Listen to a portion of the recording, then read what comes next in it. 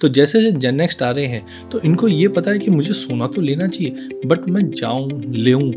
अब अगर उनको एक ऐप पे अगर मिल जाता है तो आई थिंक सबसे बड़ा गेम चेंजर यही है, और इसी की वजह से नई जेन एक्स धीरे धीरे गोल्ड की तरफ ज़्यादा लुक्रेटिवली देख रहे हैं। जैसे हमारी कंपनी है भारत बटुक, जो बटुक ऐप है, जो भी व्यक्ति उसमें सोना खरीदता है, चाहे 1000 का, 2000, 10,000, 1 लाख, जो आपको रिसिप्ट मिलता है, जीएसटी रिसिप्ट, वो आपको रिफाइनरी से मिलता है, और रिफाइनरी को उसको इमीडिएटली उतना फिजिकल गोल्ड एलोकेट करके रखना पड़ता है। आप देखिए ईटीएफ हो गया या मल्टी कैप आपने बोला, उसमें एक निर्धारित परसेंटेज होता है जिसमें, पर हम बोलते हैं कि आप गोल्ड में ही इन्वेस्ट करें और एसआईपी के थ्रू गोल्ड इकट्ठा करें। अब आप ताजुब करोगे कि यूएस डॉलर 100 साल का हो चुका है। अब अगली करेंसी कौन सी? नमस्कार अजय जी, आपका स्वागत है यहाँ पे। आई हैव ऑल्सो ट्रैवल्ड, इस बार पहली बार हो रहा है कि हम आमने सामने बात कर रहे हैं। अक्सर ये देखा गया है कि आप कहीं और रहते हैं, मैं कहीं और रहता हूँ, और कोई और इंटरव्यू कर रहा होता है। तो ये पॉडकास्ट हमने थोड़ा यूनिक सा किया है। तो आपका स्वागत है यहाँ पे, and thank you. Ajay ji का मैं ब्रीफ देना चाहता हूँ। अजय जी डायरेक्टर हैं केडिया कमोडिटीज़ के। 25 साल का इनका अनुभव है कमोडिटीज़ में, और जो भी अजय जी कमोडिटीज़ को लेके बात करते हैं, आज पूरी भारत में ही नहीं, इंडिया में जो है, विश्व में भी इनकी बातों को बहुत गहराई से लिया जाता है, और इनकी जो भविष्यवाणी है, मैंने ये देखा है छोटे से समय में, काफ़ी हद तक वो सही होता है।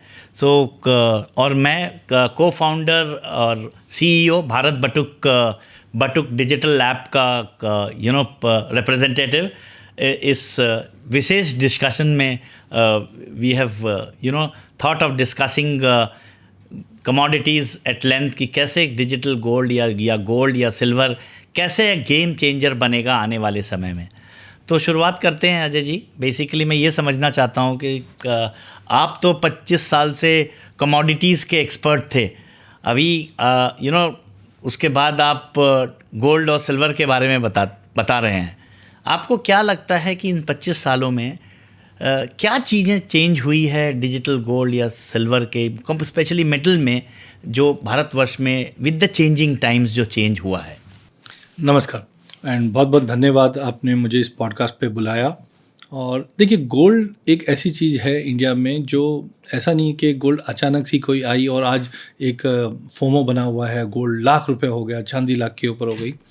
मुझे याद आता है कि अगर हम बचपन में रामायण देखते थे तो उसमें सुनते थे कि रावण के पास सोने की लंका है, सीता माता जंगल में जाती है तो सोने के मृग की बातें होती है। तो गोल्ड हमारे ट्रेडिशनल से जुड़ा हुआ है। दूसरा, आज घर में जब बच्चा भी होता है तो सबसे पहले हमारे इसमें रिवाज होता ही है कि बच्चे को चांदी की चम्मच से गुट्टी पिलाई जाती है। बिल्कुल सर। या अगर घर में लक्ष्मी आती है तो सबसे पहले कान में चांदी की बाली दी जाती है। तो कहने मतलब हमारे रिचुअल्स में सोना बचपन से ही गया हुआ। और फ्रैंकली बोलता हूँ, पिछले 25 साल में मैंने इंडिया में किसी को सोना बाय करते हुए देखा ही नहीं है।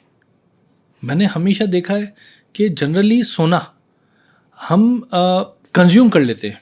जैसे अक्षय तृतीया, धनतेरस, हमने सोना बाय किया और तिजोरी में डाल दिया, क्योंकि रिचुअल्स में हमको बताया गया सोना चांदी लो, बट उसको बेचने मत दो। लेकिन हाँ, पिछले 10-12 साल से हमने एक हम बोल सकते हैं इंफॉर्मेशन जैसे से मिली, अरे यार ये भी तो एक अच्छा असेट क्लास है। पहली बात, हमारे प्रोडक्ट ही नहीं थे, बट हाँ पिछले 25 साल की अगर मैं मेरी जर्नी की बात करूँ, जब मैंने स्टार्ट किया था तब सोना चांदी एज ए असेट क्लास नहीं हुआ करता था। अब डिजिटल माध्यम से सोना चांदी अवेलेबल है, प्रोडक्ट अवेलेबल है, जहाँ पे हम फ्यूचर्स भी देख रहे हैं, फिर ETFs है, डिजिटल गोल्ड है। तो काफ़ी इनोवेशंस आया, रेगुलेटर ने, गवर्नमेंट ने इस चीज़ को समझा कि लोग सोना कंज्यूम कर रहे हैं शादी ब्याह के लिए, लेकिन जब निवेश करने की बात आती है तो प्रोडक्ट ही नहीं हमारे पास। लेकिन हाँ, 25 साल में बहुत काम भी हुआ है और आप लोगों ने भी बहुत अच्छा काम किया है। अब हर घर में हम बोल सकते हैं गोल्ड लेने की बात हो रही है, कंज्यूम वाली बात नहीं है, लेना है। क्योंकि जब हम लेते हैं कोई चीज़ तो रिटर्न के बाद उसको बेचा भी जाता है, और अभी देखते हैं रिटर्न भी बहुत बढ़िया बन रहा है। आपसे क्यों लेते हुए, बेसिकली अगर आप देखेंगे जो प्लेटफॉर्म हमने किया है, हम आज भारत के हर एक व्यक्ति को 100 रुपये में बोल रहे हैं आप सोना पोजेस कर सकते हैं। जो आम तौर पे अगर आप देखें अजय जी, अगर आज कोई सोना खरीदने जाता है तो 5-10 हज़ार के नीचे अगर वो ज्वेलर के पास जाता है तो उनको एंटरटेन नहीं करेंगे। तो आज अगर बटुक अगर कोई यूज़ करता है, डिजिटल माध्यम से ख़रीदना चाहता है, तो इवन गांव के लोग भी 100 रुपये में डिजिटल गोल्ड ख़रीद के उसको इकट्ठा करके एक मिनिमम क्वांटिटी तक पहुंच के उसको फिज़िकल में कन्वर्ट करके ले सकता है। तो जो टेक्नोलॉजी और बाकी चीज़ों की आप बात कर रहे हैं, ये इनोवेशन मतलब देख रहे हैं, हम लोगों ने खुद देखा है कि every day there is some change in technology और दी अदर। तो आपकी बात बिल्कुल सही है कि हम कंज्यूम तो करते हैं लेकिन उसको सेविंग के तौर पे या इन्वेस्टमेंट के तौर पे अभी तक जितने भी भारत में गोल्ड इन्वेस्टर हैं या गोल्ड परचेज़र हैं वो नहीं कर पा रहे हैं। बिल्कुल नहीं, इसमें मैंने एक चीज़ देखा, एक तो टेक्नोलॉजी ने एक हम बोल सकते हैं डिस्ट्रप्शन आप लाने का काम कर रहे हो।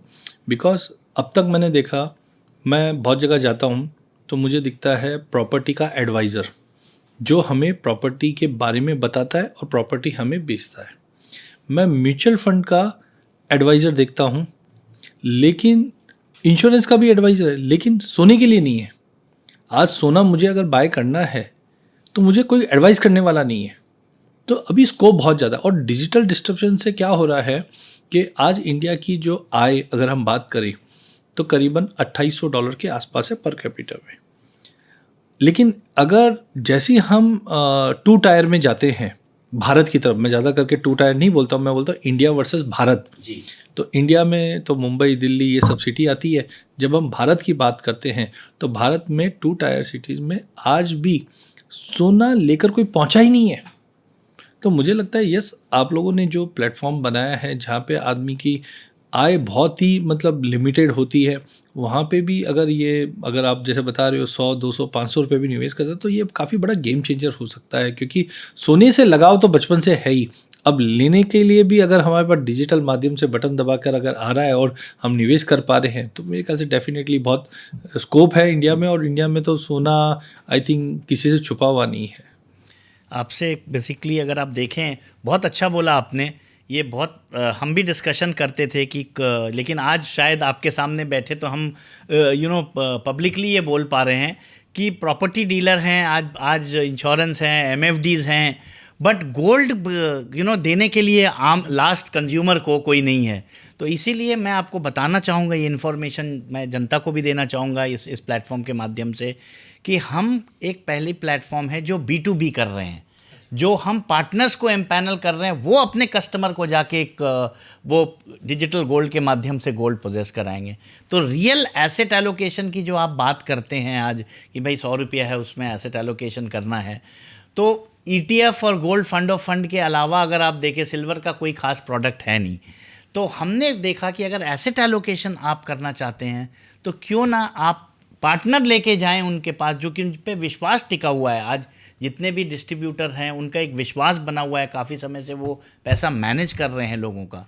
तो हैविंग सेड दिस, इसीलिए हमने ये प्लेटफॉर्म को B2B बनाया कि एक और प्रोडक्ट आ गया, आप जाके कस्टमर को शोकेस करें। तो आपकी बात जो है वो मतलब हम कभी बता नहीं पाए, आज आपने बताया तो पब्लिक फोरम में हम ये बहुत जवाबदेही के साथ ये इन्फॉर्मेशन देना चाहते हैं कि हम B2B करना चाहते हैं जो अल्टीमेटली कस्टमर को बेनिफिट होगा, ताकि वो गांव-गांव, घर-घर पूरे भारत में ये डिजिटल गोल्ड पहुंचे। बिल्कुल। तो एक सवाल था सर मेरे से आपसे कि बेसिकली अगर देखेंगे आज के डेट में, मतलब पीढ़ियों सदियों से चलता आया है कि सोना हाथ में होना चाहिए। ये हमारा माइंडसेट है कि जब तक सोना को वो फील नहीं किया, जब तक टच नहीं किया, देखा नहीं, तो बट अब जो आप देख रहे हैं इधर 5-7 साल से बदलाव देख रहे हैं, ना कि सिर्फ digital transformation on digital transformation, payment में भी आ गया।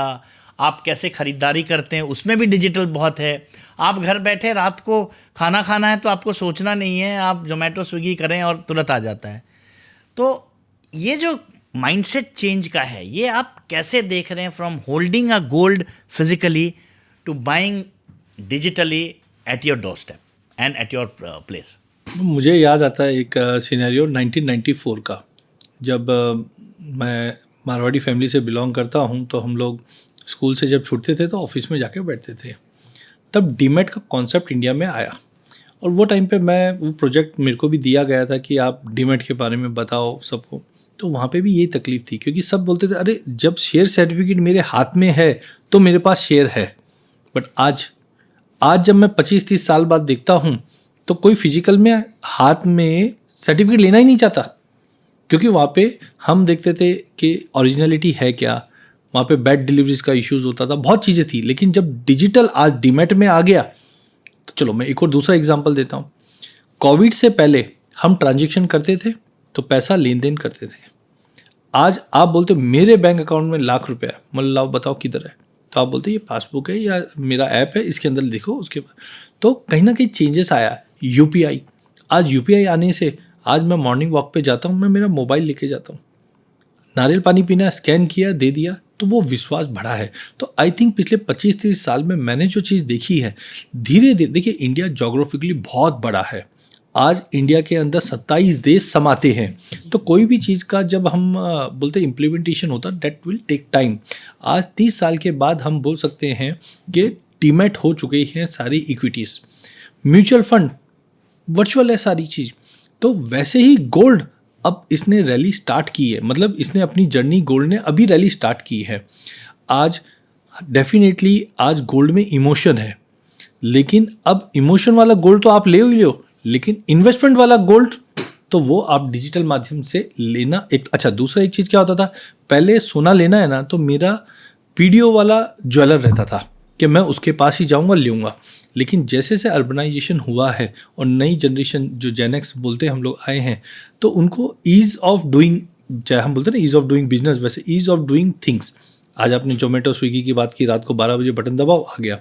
तो जैसे जैसे जेन नेक्स्ट आ रहे हैं तो इनको ये पता है कि मुझे सोना तो लेना चाहिए, बट मैं जाऊँ लेऊँ। अब अगर उनको एक ऐप पे अगर मिल जाता है तो आई थिंक सबसे बड़ा गेम चेंजर यही है, और इसी की वजह से नई जेन एक्स धीरे धीरे गोल्ड की तरफ ज़्यादा लुक्रेटिवली देख रहे हैं, आकर्षित हो रहे हैं। करेक्ट। पर अगर आप अजय जी ये देखें, परंपरा रही है गोल्ड, किसी भी जो कोई भी बदलाव किसी हमारे जीवन में होता है, किसी भी भारतीयों का स्पेशली बात करूँगा, तो उसमें हम गोल्ड लेते हैं, या तो हम गिफ्ट के तौर पे देते हैं, कोई इवेंट हुआ, बच्चे हुए जो ऐसा आपने अभी बताया कि सिल्वर से उनको पहली गुट्टी पिलाई जाती थी। तो हमारा क्योंकि एक ट्रेडिशन रहा है फिज़िकल गोल्ड होल्ड करने का और फिज़िकली उसको लेने का, तो आपको लगता है कि ये माइंडसेट जो आने वाले अगले 5-10 साल हैं, क्योंकि अगले 5-10 साल में जो भारत सरकार बोल रही है ये डिजिटलाइजेशन की, और हम बात कर रहे हैं कि फिनेंशियल इंक्लूजन की, आप देखिए हमारे पास बैंक अकाउंट्स ही नहीं होते थे आज से 10 साल पहले भारतीयों के पास। तो सरकार काफ़ी योगदान रहा है इसमें डिजिटलाइजेशन में और फिनेंशियल इंक्लूजन में। ऐसे समय में आपको लगता है, क्योंकि लोग आज फिज़िकली गोल्ड होल्ड करना चाहते हैं, तो क्या आपको लगता है कि लोगों का माइंडसेट अब चेंज होने वाला है कि भाई इसको सिर्फ गोल्ड लेके तिजोरी में नहीं रखना है, ये एक ट्रांजैक्शनल वैल्यू हो गया है। आज मैंने 10 ग्राम का गोल्ड लिया, अगर मुझे ज़रूरत है तो अगर मैं पैसा इंस्टेड ऑफ कहीं से बोरो करने का, मैं क्यों ना इसको सेल करके ले लूँ। तो क्या आपको लगता है वो माइंडसेट चेंज होगा या हो सकता है, या आप कैसे देख रहे हैं इस चीज़ को? तो मुझे लगता है सर कि रादर देन हम इसको इस वर्ड में रखें कि माइंडसेट चेंज हो, मैं बोलता हूँ अब तक सोने को हमने स्टोर ऑफ वैल्यू देखा है, या इनफैक्ट स्टोर ऑफ वैल्यू भी नहीं देखा, स्टोर ऑफ रिचुअल्स देखा है। आज हम सोना कब बाय करते हैं, हमको अक्षय तृतीया धनतेरस में सोना याद आता है, या घर में शादी है तो याद आता है, कोई फंक्शन है किसी को देना है, चलो यार सोने की गिन्नी दे देते हैं, ये याद आता है। बट सोना एज ए इन्वेस्टमेंट अभी तक याद नहीं आया था। लेकिन पिछले 10-12 सालों में जो सोने ने रिटर्न दिया है, मैं एक छोटे से फिगर्स बताता हूँ आपको। 2010 में सोना 20,000 था, सेंसेक्स 20,000 था।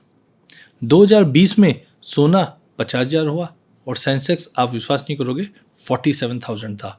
और मजे की बात, 2025 में सेंसेक्स 86,000 हुआ और सोना लाख रुपया क्रॉस कर गया। अब ये जो रैली देखने के बाद लोगों को एक चीज़ समझ में आई कि सोना, जैसे बोलते हैं ना आम के आम गुठलियों के दाम, तो अब लोगों को समझ में, अरे सोना मैं किसी को दे सकता हूँ, मेरे कुछ रिचुअल्स में यूज़ होना ही होना है। बट अगर सोने को मैं रख भी लेता हूँ तो सोने की वैल्यू भी मिल रही है। हाँ, अब ट्रांजैक्शन की जो आप बात कर रहे हैं, ये डेफिनेट देखिए आज से 100-200 साल पहले हमने सुना है सोने की अशरफिया चलती थी कि किसी को भी ट्रांजेक्ट करना आप सोने के कॉइन दे दो और कर लीजिए। इवन अभी भी हम देखते थे कि मैं कालवा देवी यहाँ पे जवेरी बाज़ार है तो चांदी के सिक्के, आज भी शादी में हमने देखा मारवाड़ी गुजराती में बोलते 2-4 चांदी के सिक्के दो, तो आज भी वो चलन है। लेकिन अब नई जनरेशन को जब उनको एक डिजिटल माध्यम से मिल रहा है कहीं पे भी ट्रांजेक्ट करने में, एक तो पहले बात रिटर्न्स मिल रहे हैं क्योंकि सोने ने जो पिछले 10-12 साल में रिटर्न्स दिए हैं उनको देखकर लोगों का रुझान बढ़ा है। एंड सेकेंडली वो एनकेसमेंट होने लग गए हैं। पहले हम सोना लेते थे बट उसको एनकेसमेंट कभी नहीं किया हमने।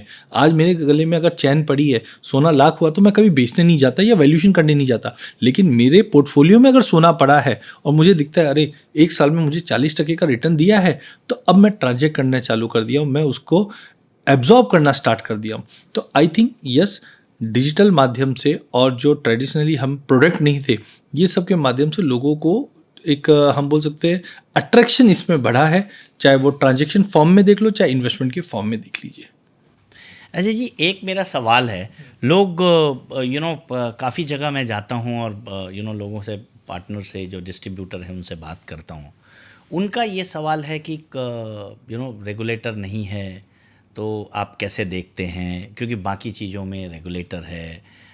हम लोग तो एक ऑनलाइन ज्वेलरी शॉप है, अगर आप देखें डिजिटल माध्यम से, रिफाइनरी से हमने 2 बड़े रिफाइनरी हैं जो ऑगमेंट और एमएमटीसी पैम्प, उनसे टाई अप किया है और उनका गोल्ड ही देते हैं। तो हम तो बेसिकली एक वेल्थ टेक प्लेटफॉर्म है, एक पास थ्रू व्हीकल है, तो हम इनको क्लाइंट को बेसिकली मिलाने का काम करते हैं एग्रीगेटर के रूप में। जी, तो लोगों का आज ये कहना है कि मैं इस पे, मेरा सवाल आपसे है कि आप कैसे देखते हैं कि आने वाले समय में, क्योंकि आज लोगों को मन में शंका होती है कि रेगुलेटर नहीं है तो मुझे करना चाहिए या नहीं करना चाहिए, मुझे डिजिटल लेना चाहिए कि नहीं लेना चाहिए।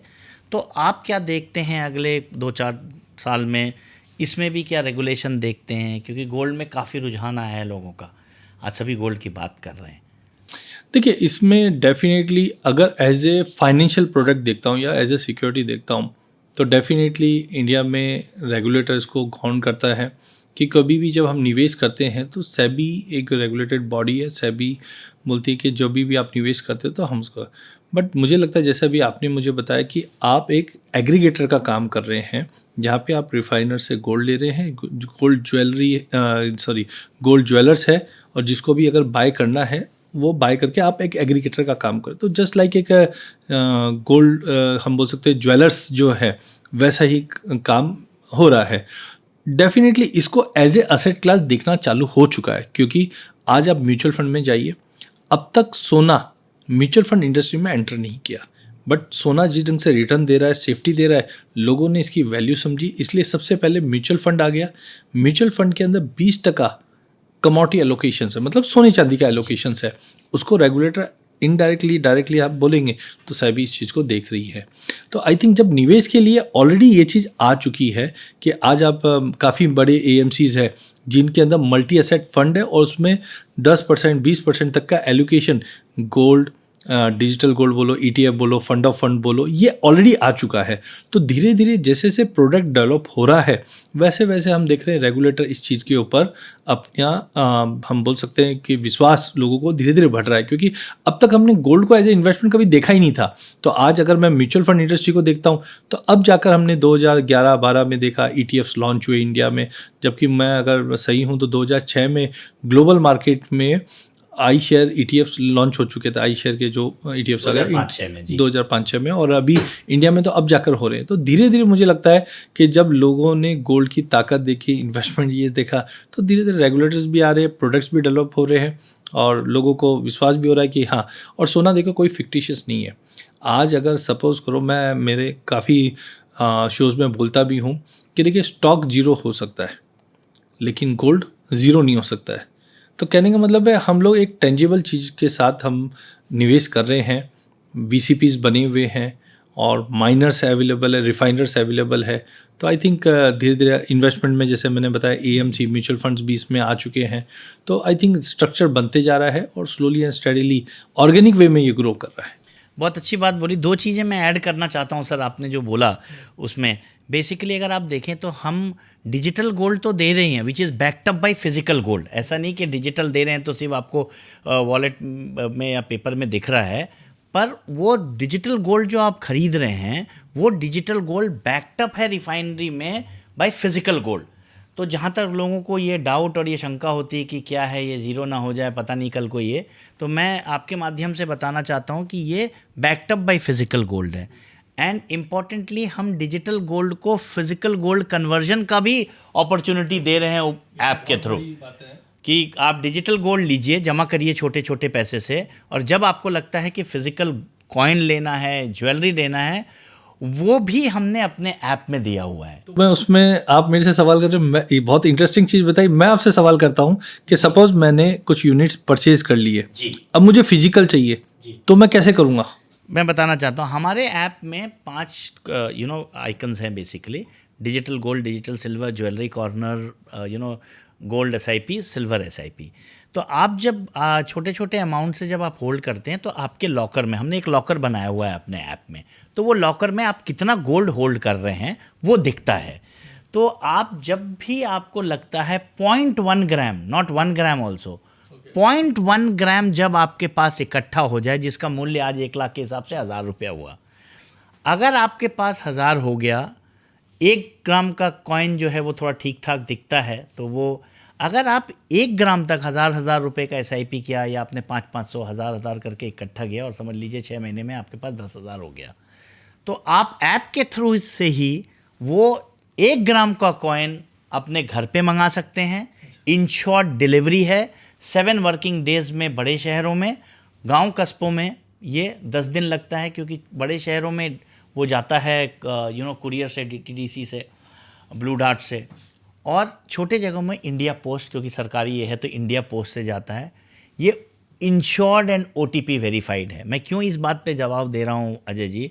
इंश्योर्ड एंड OTP, आप समझिए आज मैंने कन्वर्ट कराया और मेरे दरवाजे के पास आया और वो स्नैचिंग हो गई, तो वो इंश्योरेंस कवर करता है। जब तक आप OTP से वेरीफाई नहीं करते हैं कि आपने OTP दे दिया और हैंडओवर ले लिया, तब तक वो सेल नहीं माना जाता है, आपको माना नहीं जाता है कि आपने उसको गोल्ड परचेज किया। ये तो बहुत बड़ी बात है। एक तो ये बात हो गई। दूसरी बात, हमारे पास ज्वेलरी कॉर्नर भी है।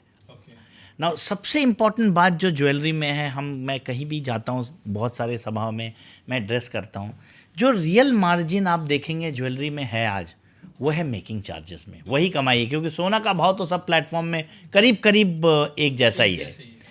तो सबसे इम्पॉर्टेंट बात है कि सोने की आप अगर ज्वेलरी की बात करेंगे, मेकिंग चार्जेस हैं। ऑब्वियसली ज्वेलर मेकिंग चार्जेस लगाएंगे, उनके ओवरहेड कॉस्ट हैं, इंफ्रास्ट्रक्चर है, अपना मैन पावर है, सारा चीज़, तो 9 से 25% लगता है, जो कि आज के मूल्य के हिसाब से एक बड़ा पैसा आप दे रहे हैं, लाख रुपया 10 ग्राम के हिसाब से।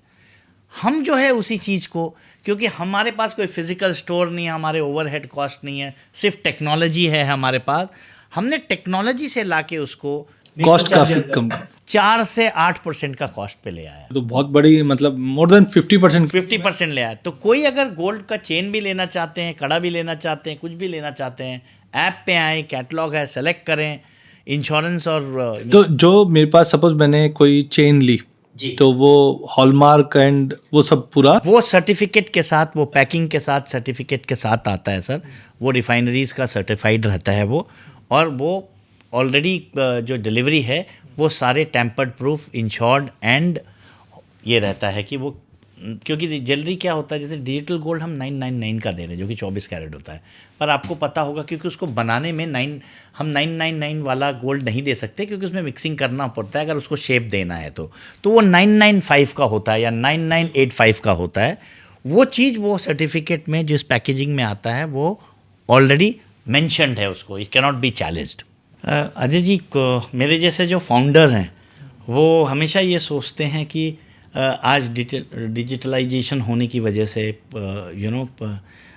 सोना भी जो है वो इंस्टेंट फास्ट होना चाहिए, गूगल पे के जैसा तुरंत होना चाहिए कि, तो इस विषय में आपकी क्या राय है? आपको लगता है कि आने वाले टाइम में, या जो टाइम आने वाला है with the digitalization of every spheres of life, क्या ये संभव है कि डिजिटल सिल्वर, डिजिटल गोल्ड एक गूगल पे जैसा इंस्टेंट प्लेटफॉर्म के थ्रू लोग खरीद सकते हैं?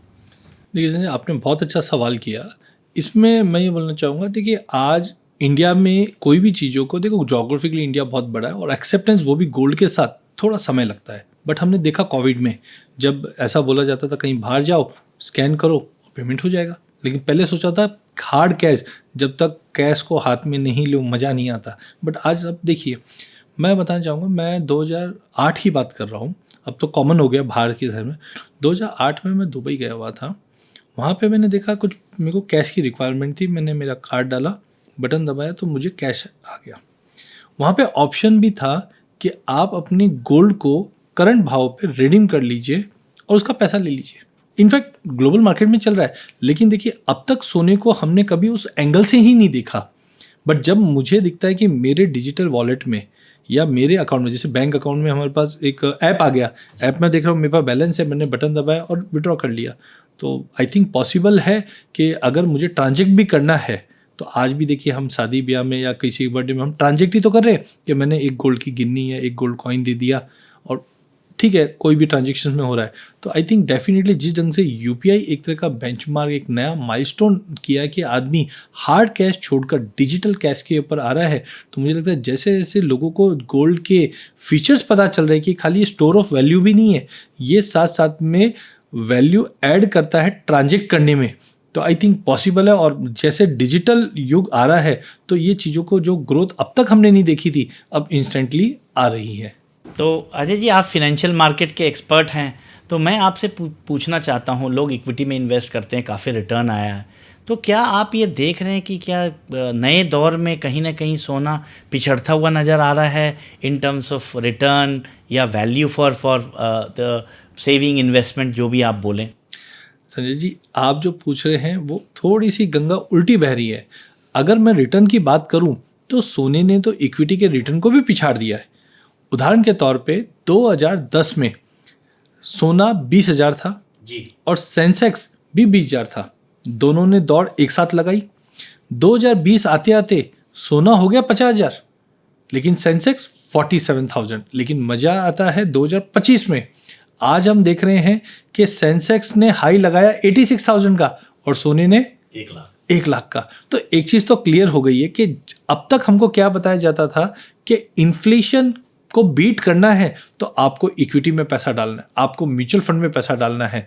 लेकिन आज क्यों डालना है मुझे? क्योंकि मेरे को इन्फ्लेशन बीट करना है। लेकिन इन्फ्लेशन होता किससे है? महंगाई बढ़ती किससे? सोने से। लेकिन अब मुझे दिख रहा है कि जब सोने ने इतना बड़ा रिटर्न दिया, आज सोना लाख हो चुका है, तो मुझे लगता है कि जो आप बोल रहे हैं कि सोना पिछड़ा नहीं, सोना अब सबको समझ में आने लग गया है कि आज इक्विटी में हम black Monday, black Thursday, black Friday ऐसा सुनते हैं, लेकिन सोना कभी इतना करेक्ट नहीं करता। आज सोना, अगर मैंने एक डेटा पे काम कर रहा था, 25 सालों में एक फाइनेंशियल ईयर में सोना 10% की भी गिरावट नहीं दिखाई है। आज 25 साल में खाली 3 ऐसे इंस्टेंट मिलेंगे आपको जहाँ पे सोना पूरे साल भर में, फाइनेंशियल ईयर में 7-8% की गिरावट दिखाई। जबकि इक्विटी मार्केट तो हम देखें, चाहे हम 2008 का करेक्शन बोल ले, कोविड का करेक्शन। अच्छा, एक चीज़ और है कि जब भी मार्केट में गिरावट आती है, देखिए मार्केट में अगर शेयर में निवेशक हूँ तो मुझे डर किस चीज़ का लगता है? मार्केट गिर जाएगा, कोविड आ जाएगा तो गिर जाएगा, लड़ाई हो जाएगी तो गिर जाएगा। लेकिन जब भी ऐसा कंसर्न आता है तो भरोसा किस पे होता है? सोने पे। और हमने देखा कोविड में जब इक्विटी मार्केट क्रैश हुआ तो सोना ही तो बढ़ा। तो मुझे लगता है हाँ, रिटर्न के पॉइंट ऑफ व्यू से भी देखूं तो सोने ने मुझे सेफ्टी दी है, मेरे को भरोसा दिया है। तो संजय जी, भरोसे की जब बात आती है तो मेरा एक सवाल आपसे है।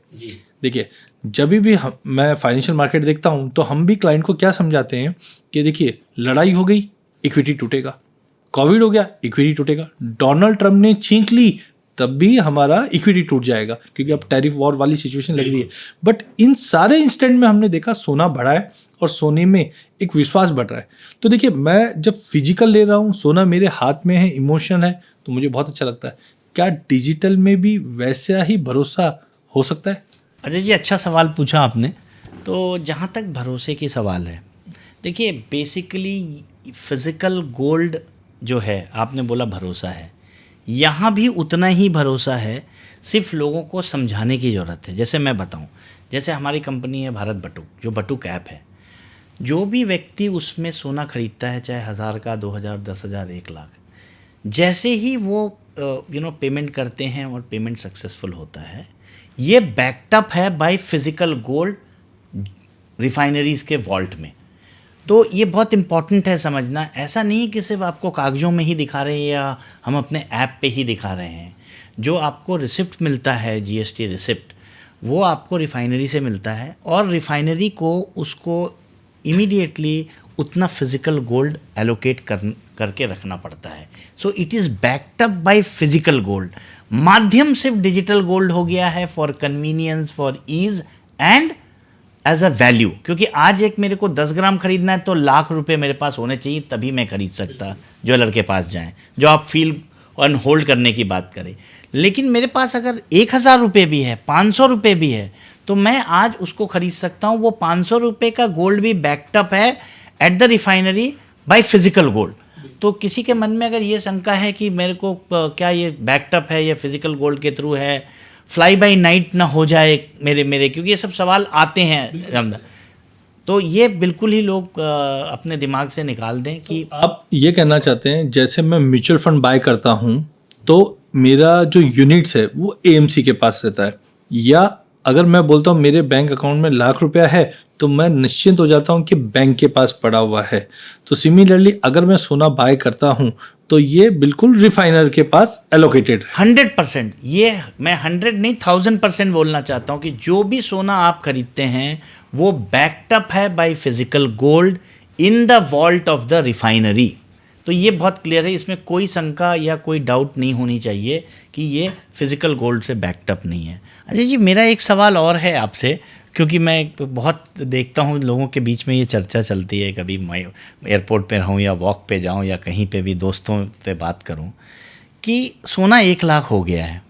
अब लोग कहीं ना कहीं ये सोच रहे हैं कि यार कहीं ये मिस तो नहीं हो गया मेरे से, क्योंकि 2000 अगर आप देखें 2020 में ये 50,000 के आसपास था, तो डबल हो गया वहाँ से। तो लोगों को ये फील होता है कि यार मैंने तो ये मिस कर दिया अपॉर्चुनिटी इसमें पैसे लगाने के। इसमें आपका क्या राय है और इसमें आपका क्या सजेशन है लोगों के लिए? संजय जी, मैं आपसे सवाल पूछता हूँ, आपकी शादी कौन से साल में हुई? 2007 में हुई सर। वो टाइम पे सोने का क्या भाव था? 5,500-6,000 मेरे को। वो टाइम पे सस्ता था या महंगा था? उस समय भी लग रहा था महंगा था, जब आय इनकम उतनी थी तो ऐसा। आज जब आप सोने को लाख रुपए पे देखते हैं तब आपको वो पीरियड सस्ता लग रहा था? बहुत, बिल्कुल सस्ता लगा। तो आपको ये लग रहा था वो टाइम पे। तो पहला चीज बिल्कुल कि सोना डबल हुआ, सोने का इनहेरिटेड वैल्यू है ये। आज जिस ढंग से हम geopolitical tension, de dollarization, central bank की बाइंग, डर हुआ सोना बाय करो। कोविड के समय याद करो कि सोना करीबन 36-40 के आसपास था। जैसे ही कोविड अनाउंस हुआ, लॉकडाउन अनाउंस हुआ, डर आया तो सोना 56 हो गया अगस्त 2020 में। तो यस, डर तो लगता है कि सोना डबल हो गया, बट घबराइए नहीं। हम सोने का एक भाई भी है जिसका नाम है चांदी, जिसको इंग्लिश में एक प्रॉवर्ब है जो बोलते हैं पुअर्स मैन गोल्ड, मतलब जिनके लिए सोना उनको लगता है कि मेरा छूट चुका है, चांदी बहुत पीछे है। देखिए, चांदी ड्यूअल मेटल है, इसमें सोने के भी गुण है और मेटल के भी गुण है। मेटल का गुण क्यों बोल रहा हूँ, क्योंकि अब जो लेटेस्ट डेटा है उसमें बताया जाता है कि 56% चांदी इंडस्ट्रियल मेटल हो चुकी है। बट आज भी हम देखेंगे कि ये सोने के साथ साथ ही चल रही है।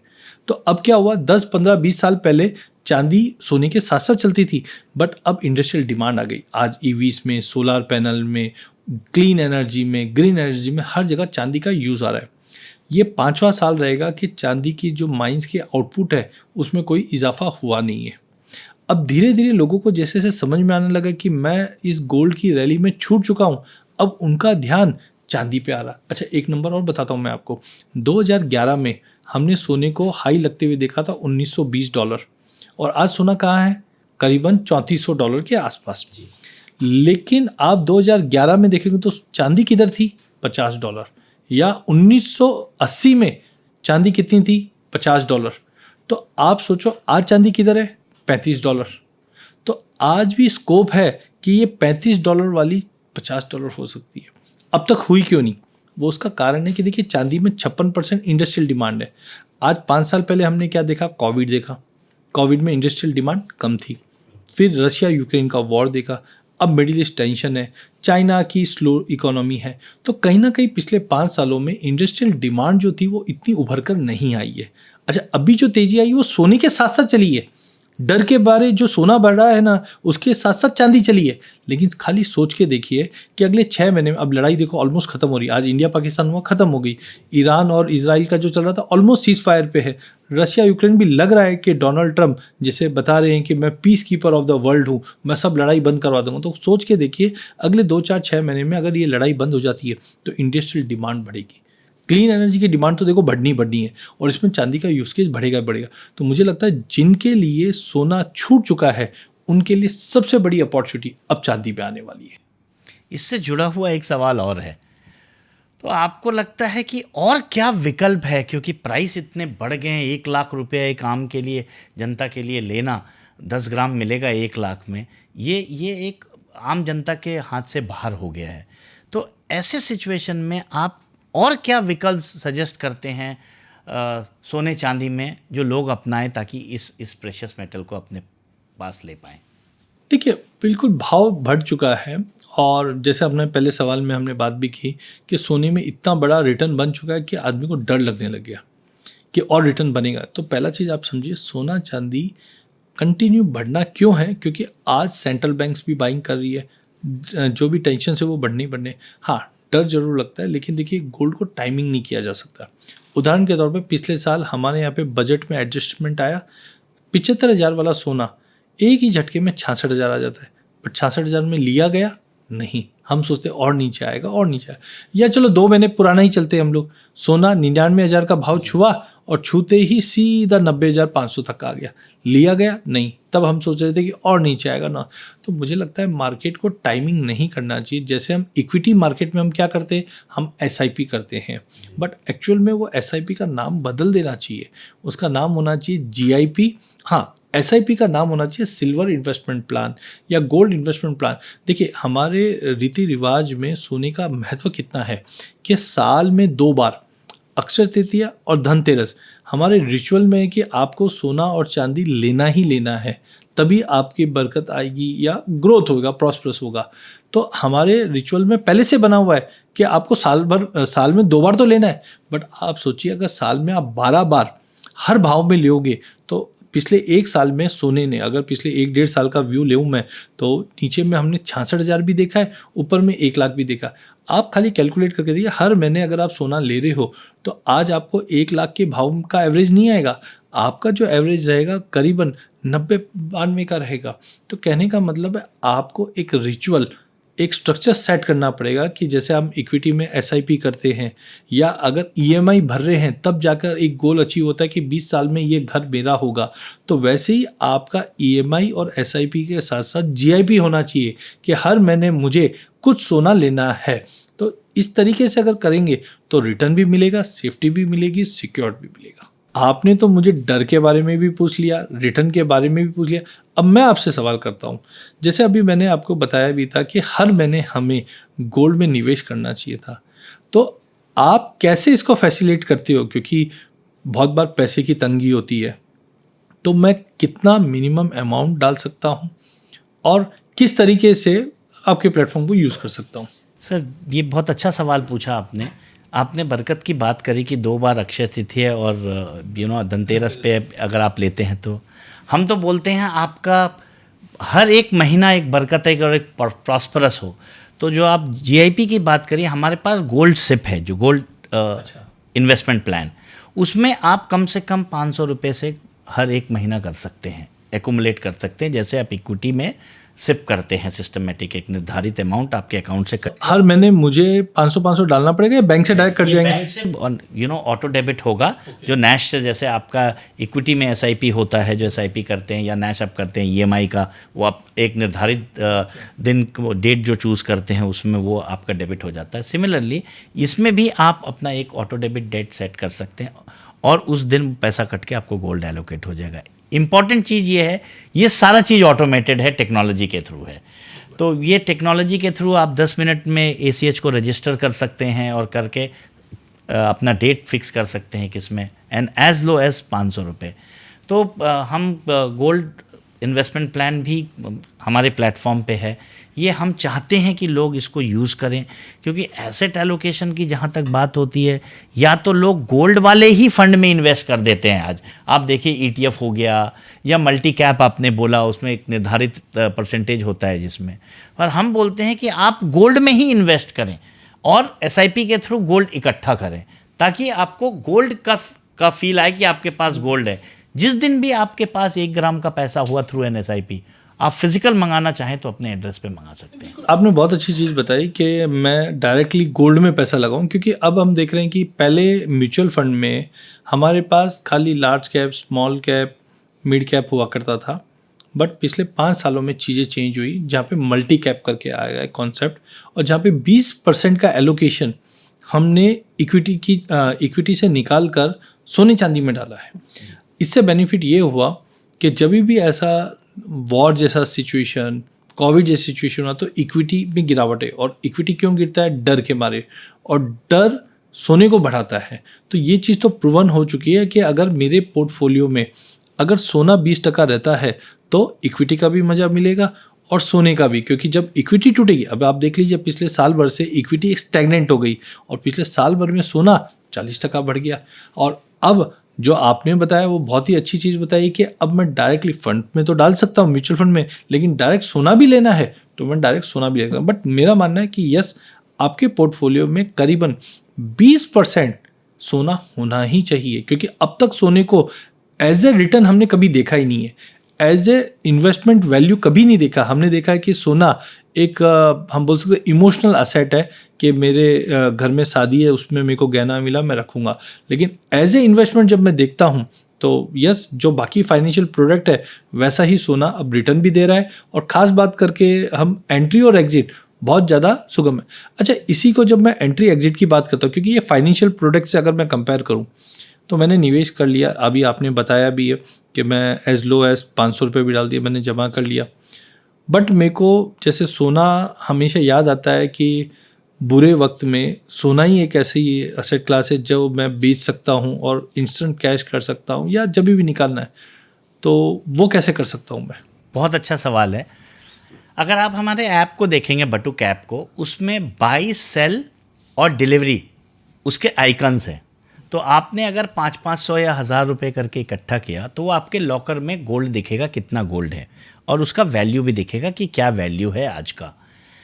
आप अगर कल को उस वैल्यू को, आप पैसे को इनकैश करना चाहते हैं, कोई परेशानी आई, पैसे की ज़रूरत हुई, तो लोग या तो बोरो करते हैं अपने रिलेटिव, जान पहचान वाले से, या फॉर्मल स्ट्रक्चर में बैंक के पास या NBFCs के पास जाते हैं। आज आपके पास, मैं एक एग्जांपल लेता हूँ कि आपने इकट्ठा करके 50,000 रुपया जमा किया, उसमें आपको 5,000 ज़रूरत है, 2,000 है, 10,000 है, आप पार्ट विड्रॉवल म्यूचुअल फंड के जैसा भी इसमें हमने रखा है। देखो, यूनिट करना पड़ेगा या अमाउंट करना पड़ेगा, दोनों ही ऑप्शन है। जैसे ही आप अमाउंट, आपने 50,000 में से 10,000 रुपया सेल किया तो आपका 10,000 रुपया टोटल वैल्यू में से कम होगा, उतना ही वैल्यू उस दिन के हिसाब से गोल्ड के जो लॉकर में आपके स्टोर्ड है वो कम। तो मुझे यूनिट की गिनती करने की जरूरत नहीं है, जितने मेरे को पैसे की रिक्वायरमेंट है उतना ही मैं अगर क्लिक करूंगा तो वो मेरे मिल जाएगा। क्यों हमने ऐसा रखा है? क्योंकि आपको एडवांटेज मिल रहा है। आपने 50,000 निवेश किया और 10% का रिटर्न है अगर, तो आज के डेट में आपका 55,000 वैल्यू हो गया। आपका विड्रॉल 55,000 पे हो रहा है पार्ट, तो आपने 10,000 निकाला तो एक्चुअली 5,000 रुपये आपके कैपिटल में से गए, 5,000 आप अपने प्रॉफिट जो गोल्ड की बढ़ोतरी हुई प्राइस में उसकी वजह से निकाल रहे हैं। तो एज लो एज आप 500 रुपये भी विड्रॉ कर सकते हैं, क्योंकि ये थ्रू ऐप है, और ऐप में घर बैठे बैठे अपने सोफे पे बैठ के या अपने बेड पे सोते हुए आप 12 बजे रात को भी विड्रॉ कर सकते हैं। तो वो मेरे अकाउंट में क्रेडिट हो जाएगा। T+1 में वो अकाउंट क्रेडिट होता है। अगर ये T+1 है, अगर आप 8 बजे रात के बाद करते हैं तो आपको, क्योंकि आपको पता है आपने 11-12 बजे किया तो फॉर्मल स्ट्रक्चर ऑफ अकाउंटिंग नहीं है हमारे पास कि मेरे को रिफाइनरी से कितना निकालना है, पैसे कितने देने हैं, तो सारा इंटीग्रेशन सॉफ्टवेयर करेगा। तो सॉफ्टवेयर ये अगले दिन करेगा, तो वो आपको दूसरे दिन पैसा आपके अकाउंट में, जो अकाउंट रजिस्टर्ड है आपके ऐप में हमारे थ्रू, बटुक के थ्रू, उसमें पैसा डायरेक्टली आपका क्रेडिट हो अच्छा, आपने ये सेल वाली तो बात बताई, बट उसमें आपने कुछ वर्ड बोला था डिलीवरी, वो क्या चीज़ है? बेसिकली हमने एक आइकन दिया डिलीवरी का। आपने जैसे 50,000 रुपये इकट्ठा किया और अब आपको लगता है कि मुझे 10 ग्राम या 2 ग्राम या 1 ग्राम गोल्ड ले लेना चाहिए, उसमें हमारा डिलीवरी ऑप्शन है। आप डिलीवरी पे क्लिक करेंगे, आपने हाइपोथेटिकली 1 ग्राम चूज़ किया। 1 ग्राम का आज का भाव है 10,000, 24 कैरेट की बात कर रहा हूँ, 999 की। क्लिक करें, आप 10,000 रुपये आपके उसमें से माइनस होके आपको 7 वर्किंग डे में ये डिलीवरी आपको कॉइन का आपके घर पे इंश्योर्ड एंड OTP वेरीफाइड मिलेगा। सबसे इंपॉर्टेंट बात जो आपने लास्ट टाइम बताया, तो ये खाली मुझे कॉइन ही मिलेगा या कुछ ज्वेलरी की भी ऑप्शन अवेलेबल है? आपको वॉलेट से अगर पैसा निकालना है जो लॉकर में है तो आपको कॉइन लेना पड़ेगा। आप अगर ज्वेलरी लेना चाहते हैं तो ज्वेलरी को आपको एनकैश करना पड़ेगा। अच्छा, एक सवाल ये भी है कि GST, क्योंकि आज जब मैं फिजिकल लेता हूं तो उस पर GST भी लगता, तो इसमें कुछ रियायत है GST में, लगेगा इसमें? नहीं सर, ये तो मतलब सरकार को देना है GST। तो जब आप खरीदते हैं तो इसमें चाहे 1 रुपये का खरीदें या 1 करोड़ का खरीदें, 3% आपको पता है GST है इसमें। तो हम इसमें GST देना, मतलब जो रेट मेरे को मिल रही है वो GST लगकर ही मेरे को, जो आप खरीदेंगे तो आपको GST एक्सक्लूडिंग है, मतलब GST उसके ऊपर देना पड़ेगा आपको। सर आने वाले 5 साल आगे फ्यूचर, आप गोल्ड सिल्वर का भविष्य कैसे देखते हैं और क्या कुछ अनुमान आप लगाना चाहेंगे प्राइस के? क्योंकि मैं जब जाता हूं, क्योंकि लोग मुझे समझते हैं कि मैं गोल्ड में ही डील कर रहा हूं तो प्राइस के बारे में, तो कुछ आप भविष्यवाणी करेंगे कि आगे 5-10 साल में आपको गोल्ड सिल्वर कैसा लगता है और ये मतलब कैसे एसेट करने वाला है? अगर अब तक देखें तो सोना अभी तक अंडर परफॉर्मिंग रहा है, बिकॉज सोने की जो वैल्यू है ना, अभी भी हम देख रहे हैं कि बहुत अंडर वैल्यूड है। उदाहरण के तौर पे अगर हम बात करें तो कभी भी कोई लड़ाई होती है तो सबको सेफ हेवन में गोल्ड ही नज़र आता है। तो हमने देखा रशिया यूक्रेन के समय से ही सेंट्रल बैंक ने क्या किया कि अपने जो रिजर्व्स है डॉलर के वो कम किए, बिकॉज आज आप समझ के चलिए कि मैंने एक डेटा देखा था, पिछले 700 सालों में कोई भी करेंसी की जो हेजमनी होती है वो 100 साल की ही होती है। हमने स्पेन देखा, पोर्चुगल देखा, फिर हमने ब्रिटेन देखा, 100 साल तक राज किया। अब आप ताजुब करोगे कि US डॉलर 100 साल का हो चुका है। अब अगली करेंसी कौन सी? चाइना, इंडिया में भी कोई भी, लेकिन अब हम ये लेवल पे नहीं पहुंचे हैं कि अगली करेंसी कौन सी है। इसके लिए सोना बढ़ रहा है, क्योंकि जब तक फाइट आएगी तब तक कुछ होना तो चाहिए। तो हम देख रहे हैं कि सोने में एक बाइंग बढ़ रही है। रिटर्न की अगर बात करें तो मुझे लगता है एक जियोपॉलिटिकल टेंशन चल रहा है, वो सोने को सपोर्ट कर रहा है। सेंट्रल बैंक की बाइंग चल रही है। डी डॉलराइजेशन की जितनी भी इकोनॉमी है अब डॉलर से दूर भाग रही है, इसके लिए सोने में बाइंग चल रही है। तो अब तक तो बहुत बेहतरीन रिटर्न दिया। अच्छा, एक चीज़ और है, सोना कभी भी परसेंटेज करेक्शन नहीं देता। मतलब जैसे इक्विटी में हम देखते हैं ना, 20% टूट गया, 30% टूट गया, या कोई इंडिविजुअल स्टॉक है 50% टूट गया, सोने में कभी ऐसा आपको नहीं दिखाई देगा। सोने में आता है टाइम करेक्शन। तो अगले 5 साल में मुझे लगता है कि यस, सोने में एक अच्छी खासी रैली हो चुकी है, रैली आगे भी रहेगी, बट अगले 6-8 महीना साल भर एक टाइम करेक्शन आ सकता है। वो एक लेने का बहुत अच्छा मौका रहेगा SIP के द्वारा अगर हल्के हल्के ले। बट अगले 5 साल में मुझे लगता है कंसिस्टेंटली सोना जो 12-15% का एक एवरेज मैं मानता हूँ रिटर्न मिलना चाहिए, वो आएगा। लेकिन चांदी की अगर बात करें तो मुझे लगता है चांदी का अब रोल चेंज हो चुका है। सोने के साथ साथ तो चलेगी, बट इंडस्ट्रियल डिमांड के तौर पे भी चल रही है। तो मैं अगर देख रहा हूँ इंडस्ट्रियल डिमांड बढ़ रही है, सप्लाई कम है, लोगों का रुझान चांदी की तरफ ज़्यादा बढ़ रहा है। इसको देखने का एक मापदंड है जिसको हम बोलते हैं gold silver ratio. Gold silver ratio 50 सालों में 30 के नीचे नहीं गई है और ऊपर में 90 के ऊपर नहीं गई है। हाँ, कोविड के समय में 126 और अभी 107 तक गया था। अब ये रेशियो अगर नीचे की तरफ, देखिए रेशियो कब बढ़ता है? जब सोने का भाव बढ़ता है। सोने का भाव कब बढ़ता है? जब जियोपॉलिटिकल टेंशन आता है। इसके लिए अब तक ये रेशियो बढ़ी। अब अगर ये रेशियो नीचे आता है तो सोने में ठहराव आ सकता है, लेकिन चांदी में एक बड़ा जंप।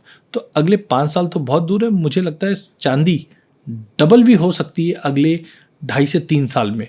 तो मेरा रुझान अभी भी है कि सोने चांदी में लॉन्ग टर्म व्यू बहुत स्ट्रांग है। हाँ, कुछ समय में ऐसा होगा कंसोलिडेशन दिखाई दे, वो होना भी चाहिए, बट ओवरऑल अगले 5 साल काफ़ी स्ट्रांग और मजबूत, और इंडिया तो वैसे भी सोने चांदी का प्रेमी है, तो मुझे नहीं लगता कुछ ऐसा रहेगा, क्योंकि रुपया है, काफ़ी फैक्टर्स, बट ओवरऑल अगला 5 साल मुझे लगता है सोना थोड़ा सा धीरे धीरे बढ़ेगा इतनी बड़ी रैली के बाद, बट चांदी ज़बरदस्त तेजी आती हुई दिखाई देगी। अजय जी, मैं इस सवाल को थोड़ा डायरेक्ट लेना चाहता हूँ। आपने चांदी की तो बात करी डबल, तो क्या आप दाव लगाना चाहेंगे कि अगले 2-3 साल में सोना भी डबल हो सकता है? देखिए, चांदी इंडस्ट्रियल मेटल है, ज़रूर हो जाएगा, लेकिन सोने में मुझे लगता है कि जो डबल डिजिट रिटर्न की मैं बात कर रहा हूँ कि 12-15% से एनुअली ग्रो करेगा, तो स्लो एंड स्टडी बढ़ेगा, क्योंकि अब आगे जाके लड़ाई ख़त्म होती है, सेंट्रल बैंक की बाइंग थोड़ी ठहरती है, तो हो सकता है डबल, मुझे नहीं लगता, बट हाँ, यहाँ से आपको जो कंसिस्टेंटली डबल डिजिट के रिटर्न अब तक जो देखे हैं, वहाँ पे मुझे लगता है 10-11 मिलेगा, बट चांदी में मैं काफ़ी बुलिश हूँ। अब तक तो आपने मेरे से रिटर्न के बारे में पूछा, 5 साल का व्यू देखा, अब मैं आपसे पूछता हूँ, जो आप डिजिटल गोल्ड के प्रति बहुत ही ज़्यादा जागरूक कर रहे हैं, तो मैं आपसे समझना चाहता हूँ, इंडिया में आप कैसे देखते हैं डिजिटल गोल्ड का कंजम्पशन या फिर जागरण, जो आपका गोल है या एम है, वो कैसे देख रहे हो अगले 5 सालों में? अजय जी, देखिए, जब हमने कंपनी में थोड़ा पीछे जाना चाहूँगा 2 मिनट, जब हमने 2 साल पहले कंपनी लॉन्च किया था, आइडिएशन कर रहे थे, तो हम सोच रहे थे कि हम प्रॉब्लम आइडेंटिफाई कर रहे थे कि क्या प्रॉब्लम है, तो and what Batuk is trying to solve as a problem. तो हमने ये देखा कि क्योंकि सोने का भाव काफ़ी तेज़ी से बढ़ रहा था, तो लोगों को एक्सेसिबिलिटी नहीं था कि भाई वो छोटे रेट में, या रेट नहीं बोलूँगा मैं, छोटे अमाउंट में वो गोल्ड ले पाएँ। तो हमने बटुक के थ्रू ये किया कि भाई आप 100-500 में भी ले सकते हैं, और हमारा मॉडल अगर आप देखेंगे, इसीलिए क्योंकि साहब मैं तो आज के डेट में अगर कंपनी बड़ी भी होगी तो 10,000 लोग, डिजिटल है तो 10,000 लोग नहीं रखूँगा, कॉन्सेप्ट ही डिफाई हो जाएगा डिजिटल का, वेल्थ टेक का। तो हमारा ये मानना है कि हम ये B2B इसलिए कर रहे हैं। आज आपको पता होगा डिस्ट्रीब्यूटर्स और एडवाइज़र्स और LIC, या आप जैसे बोलें पुराने ट्रेडिशनल इंश्योरेंस के लोग घर घर तक जाके उन्होंने दिया है प्रोडक्ट को, गोल्ड बेचा है, मैं तो ये बोलूँ, सॉरी, प्रोडक्ट बेचे हैं। तो इसलिए हम B2B करने का हमारा मकसद यही है कि हम गांव तक पहुँचें, क्योंकि आज देखिए इंश्योरेंस पॉलिसी LIC देखिए गांव तक भी पहुँची हुई है। तो हम बोलते हैं कि हम इसलिए B2B कर रहे हैं ताकि हम अपने कंपनी में लोगों को, पार्टनर्स को जोड़ रहे हैं। हालांकि ये थोड़ा हाई कॉस्ट चैनल होता है बेचने के लिए, बट हम चाहते हैं हर एक व्यक्ति इस भारत में, इसीलिए हमारी कंपनी का नाम भारत बटुक है। तो हम जो भारत बटुक में, हम भारत के हर एक व्यक्ति को गोल्ड का जो सपना होता है उनका, या सिल्वर लेने का जो सपना है, वो उनको पूरा कर सकते हैं 100, 200, 500 रुपये में। तो ये कॉन्सेप्ट था हमारा जब हमने लॉन्च किया था, और हम हर एक लेवल के लोगों को बोलते हैं आप आइए, डिजिटलाइजेशन का दौर है, उसका क्यों ना आप फ़ायदा उठाए, क्योंकि कहीं ना कहीं वो मार्जिन्स अगर आप डायरेक्ट ख़रीदते हैं तो स्क्वीज़ होता है और कस्टमर को, इन्वेस्टर को बेनिफिट होता है।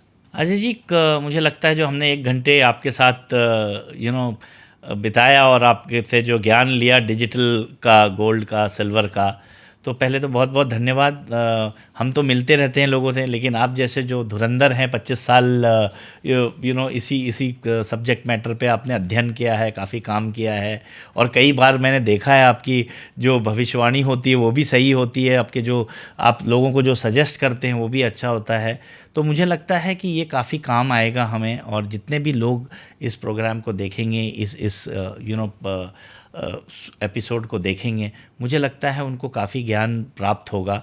और मैं बहुत धन्यवाद देना चाहता हूं कि हम दोनों इस मंच पे मिले और अवेयरनेस हमने फैलाया, और आगे भी हम लगता है कि मैं चाहूँगा कि आपसे जुड़े रहें और ऐसे सेशंस करते रहें। बिल्कुल संजय जी, आज मैंने इस प्लेटफॉर्म पे मुझे लगा कि जो मेरी क्वेरी थी उनको भी बहुत ही ज़्यादा सॉल्यूशंस मिले आपसे बात करके, समझ कर के। देखिए, इंडिया में मैं गोल्ड को एज ए इन्वेस्टमेंट देखता था, बट जिस ढंग से आप लोगों ने जो प्लेटफॉर्म को बनाया है और बारीकी देखी है, तो मुझे भी काफ़ी चीज़ की लर्निंग मिली। तो बहुत बहुत धन्यवाद मुझे बुलाने के लिए। बहुत बहुत धन्यवाद है जी, थैंक यू, नमस्कार।